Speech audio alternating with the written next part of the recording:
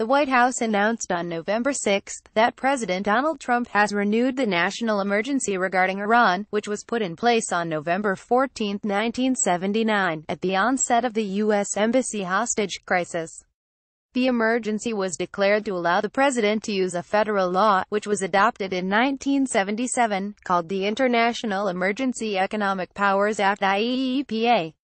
The IEEPA authorizes the president to declare the existence of an unusual and extraordinary threat to national security, foreign policy, or economy of the United States, originating in whole or substantial part outside the U.S. In 1979, President Jimmy Carter perceived Iran's hostage-taking as such a threat and declared a state of emergency.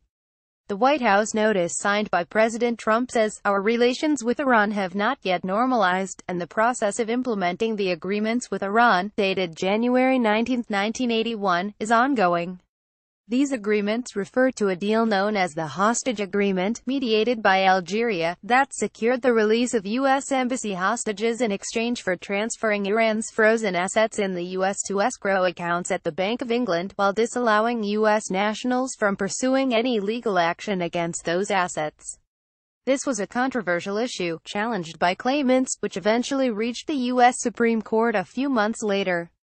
The court ruled in favor of the president's powers to have concluded such an agreement, in the Dames-Moore v. Reagan case. The hostage agreement was actually finalized on the last day of Jimmy Carter's presidency. The next day, when the newly elected Ronald Reagan was taking oath of office, the U.S. hostages were boarding a plane in Tehran, after 444 days of captivity. Now, President Trump says that because the implementation of the hostage agreement is still ongoing, the emergency measures adopted in 1979 are renewed for one more year. "I am continuing for 1 year the national emergency with respect to Iran," declared in Executive Order 12,170, the White House announcement says.